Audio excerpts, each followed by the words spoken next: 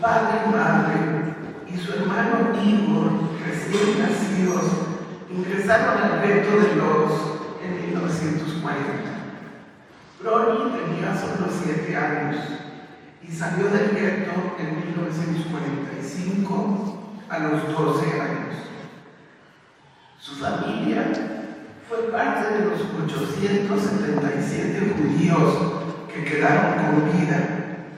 Había 163.177 judíos cuando el gueto se instaló en 1940. Era un campo de trabajos forzosos donde se fabricaban diversos productos de consumo para la población alemana.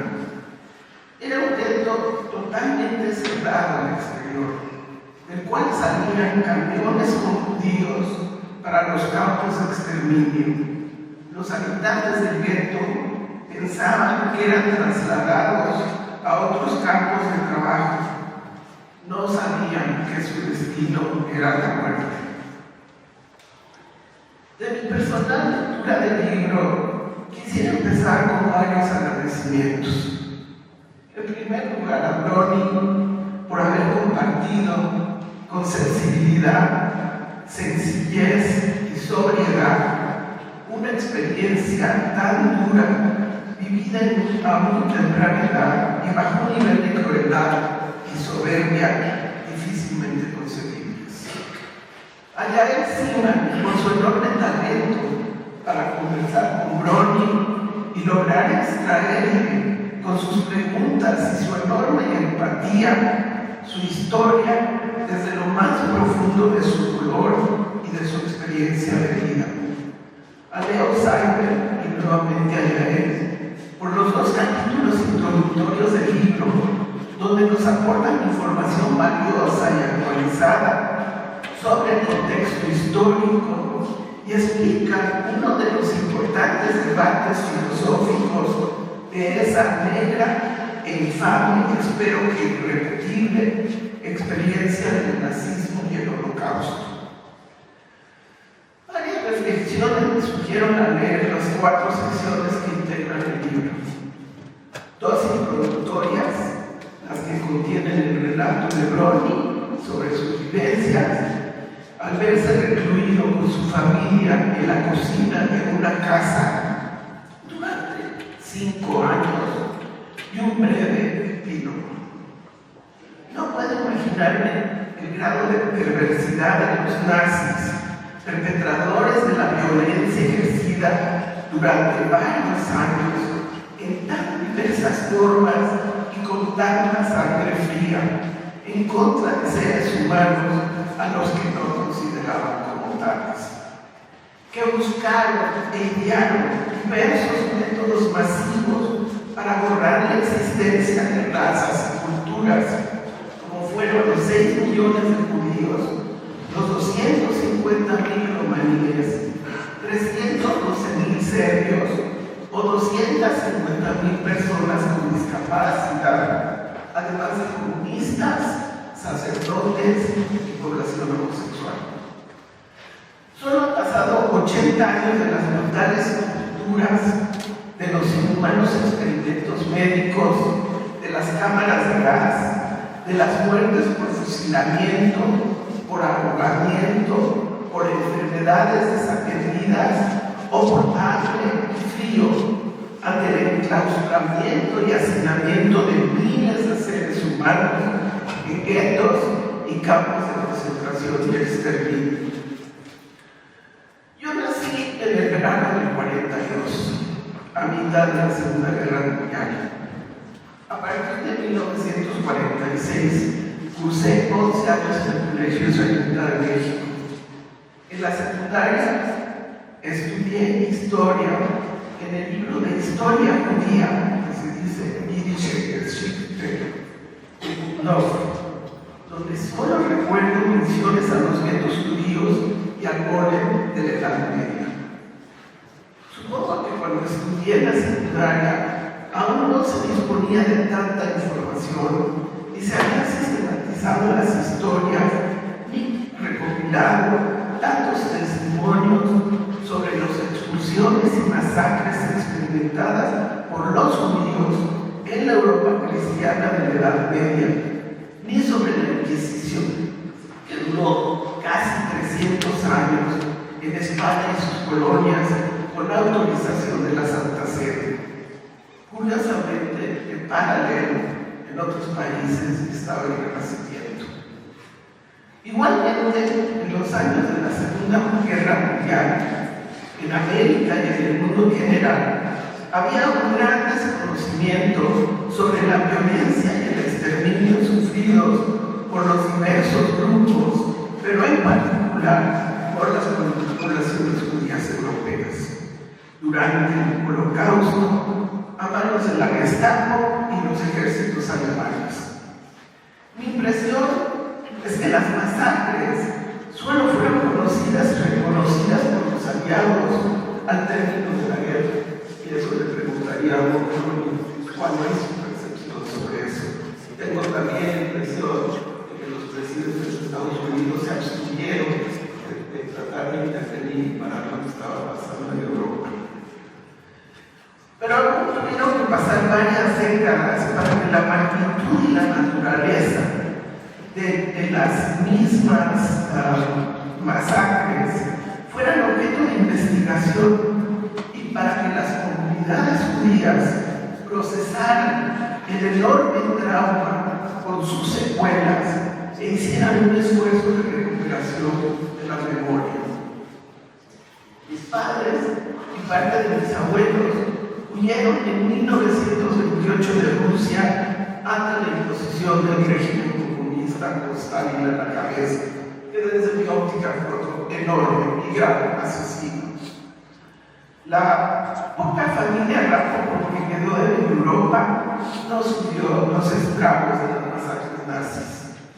Por ello, la historia de Browning y los textos de Leo y Yael y el epílogo de Marco y Agosti resultaron para mí iluminadores.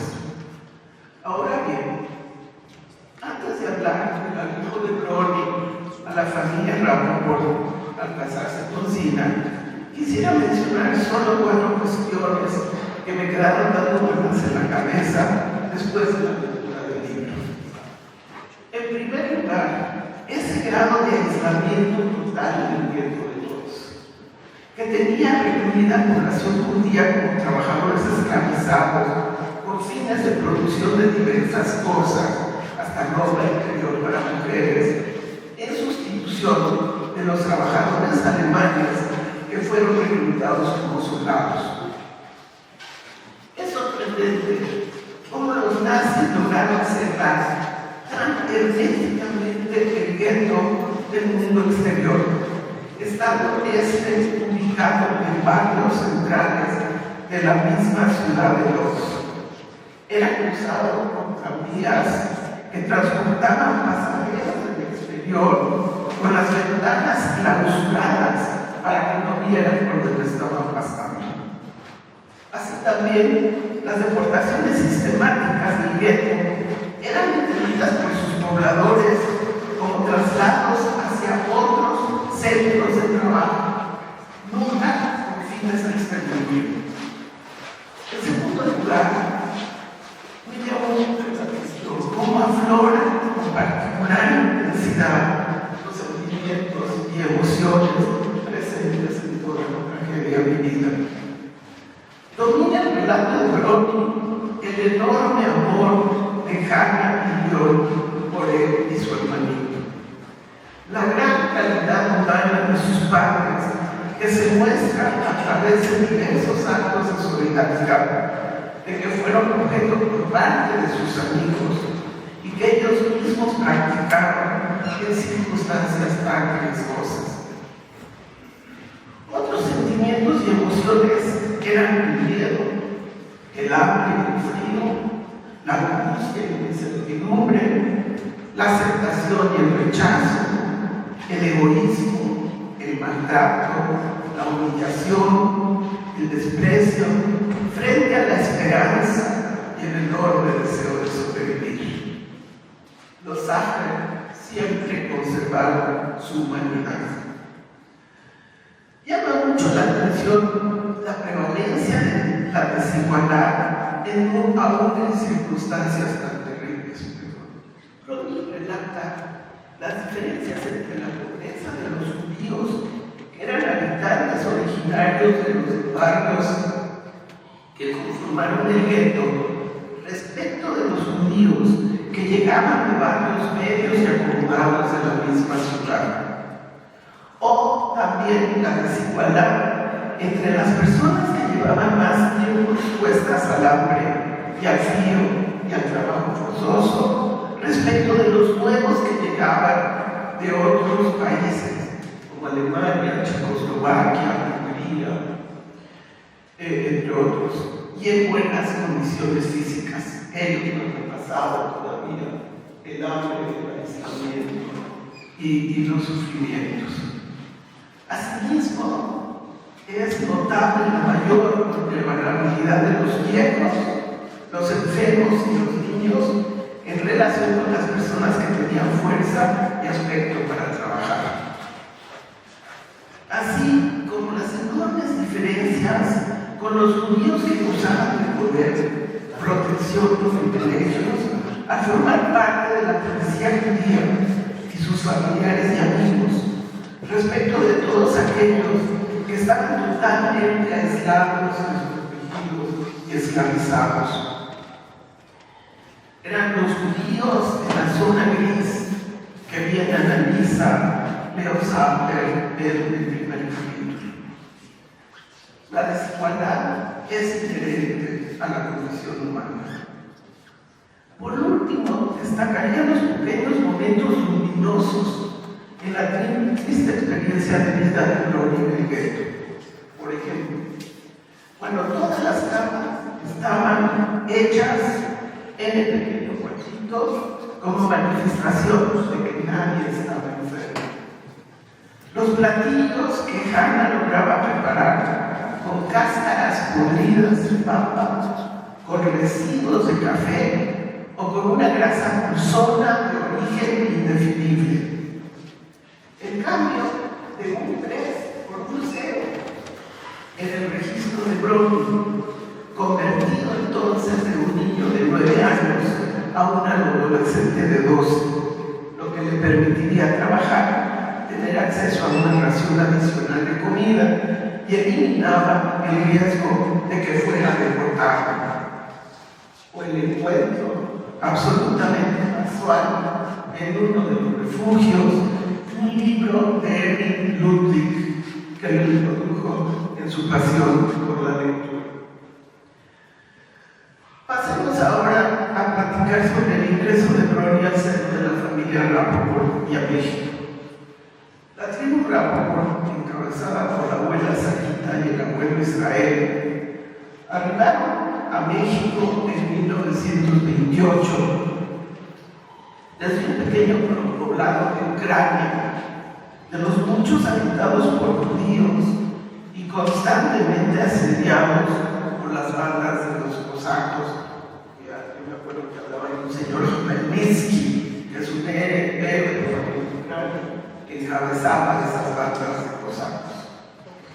Al igual que Brody, mi mamá debía esconderse, pues contaba que de pequeña la metían en un halcón en un convento cercano para protegerla de los ataques cosacos. Autores judíos cuentan que ante la llegada de estos, los judíos se refugiaban en los cementerios, envueltos en sus sábanas blancas ante la inminencia de la muerte. Mi abuelo fue traído por el señor Kletzer, cuñado de mi abuela y líder de la incipiente comunidad judía de Europa del Este en México. Lo trajeron para fungir como carnicero religioso, el Shoigen, en el mercado de la Merced. En algún momento sufrió un accidente o una enfermedad, no tengo claridad, que lo llevó a perder una pierna debido a la gangrena. Yo solo lo recuerdo sentado en una gran silla roja, balbuceando palabras en yiddish, con su capele y una barba crecida y mal cuidada. 1952 celebramos aquí, en el DIF Israel, los 50 años de casados de mis abuelos. Yo entonces tenía 8 años. Y esto fue por la actuación del ya para entonces famoso coro de los Rappaport, que contaba con las voces excepcionales de mi madre Berta, de mi tía Maya y mi tío Jaime, el papá de Zina, quien posteriormente se convirtió en esposa de Coro. La tribu había quedado bajo el liderazgo de una inteligente, trabajadora, incansable y ortodoxa abuelita Sara. En su pequeña casa, en la esquina de las calles de Campeche y Saltillo, celebrábamos todas las festividades judías, con exquisitos platillos preparados por ella y sus hijas, y con el vino que según la leyenda que circulaba entre los Rappaport jóvenes, hacía el tío Monte pisando la uva con sus enormes pies. Este tío también tenía un talento excepcional para escoger las santías, que eran el postre esperado en las comidas de Pesaj. De los 11 hijos del matrimonio Rappaport, solo 6 llegaron a México, entre ellos mi tío Jaime, el papá de Zina. Él logró ser un hombre próspero y prominente en la comunidad judía mexicana, al ejercer como cantor en un pequeño templo que se encontraba en el Cadima, situado en la Avenida México, solamente las fiestas de Rosh Hashanah y Yom Kippur. El tío Jaime era propietario y había hecho su patrimonio a partir de una fábrica y una bodega de hermosas mascadas, bodegas situadas en la calle de Montemayor, donde acabamos de caminar con mucha dificultad. Casado con la tía Nubalita, tuvo 2 hijos, Zina y Víctor. Recuerdo que a ambos los trataban como príncipes y siempre les concedían sus deseos. Zina era parte de los 3 primos más grandes de la familia. Era una mujer bonita, pecosa, siempre vestida con las mejores ropas que le compraba la tía Nuba con particular esmero. Era muy inteligente y logró terminar la carrera de biología en la UNAM, situación un tanto excepcional para su generación como mujer y como judía. A pesar de ser 5 años mayor que yo, hubo 2 años antes de que se casara en donde pasé a formar parte de su grupo de amigas, integrado por otras 3 mujeres profesionales: Marta Rubinstein, Rebeca Fried y Florinda Díaz.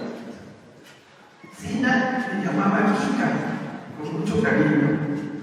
Ella trabajaba en uno de los laboratorios del Instituto Nacional de Cardiología y era reconocida por su capacidad de trabajo. Sin embargo, sufría acoso de parte de uno de los doctores jefes y entonces no estaba contenta.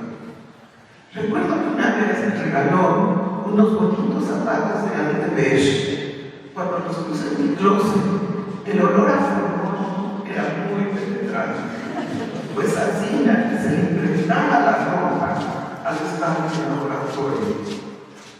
En la familia hay cierta preocupación, porque siendo Zina profesionista, a los 23 años, no era fácil encontrar una pareja en la familia y la comunidad judía.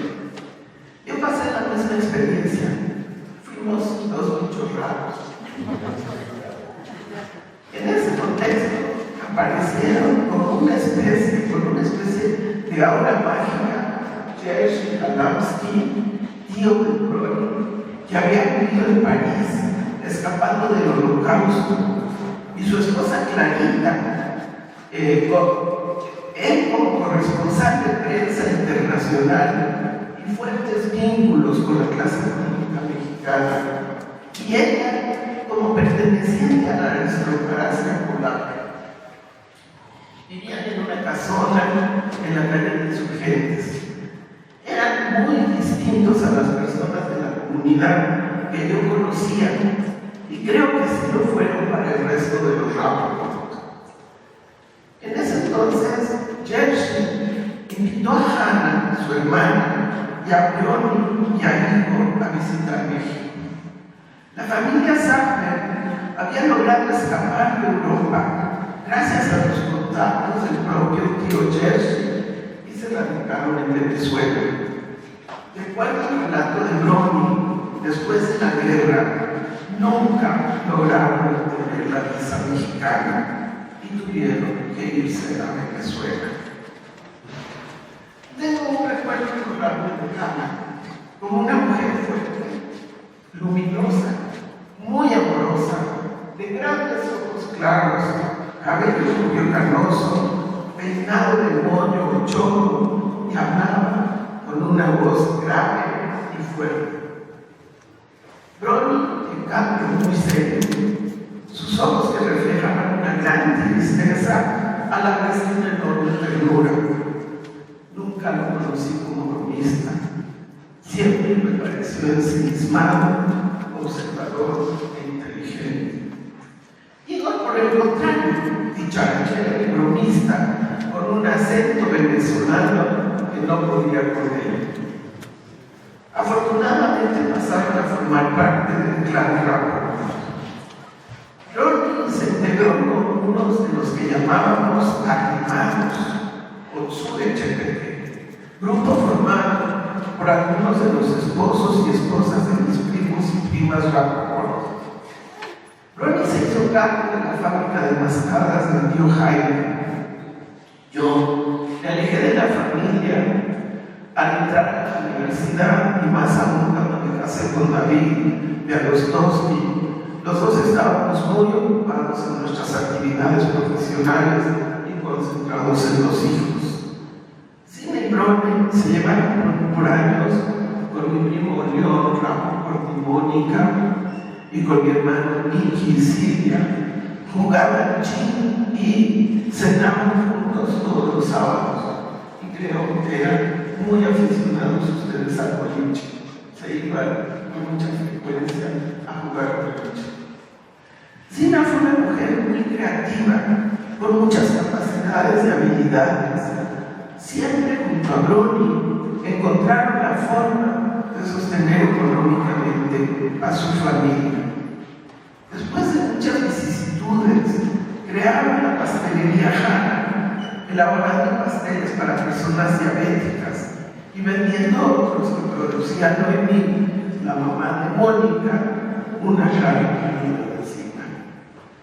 Con Brony y Sina siempre existió una relación silenciosa, pero muy cariñosa. Creo que Sina nunca dejó de verme como Kika, su prima chiquita.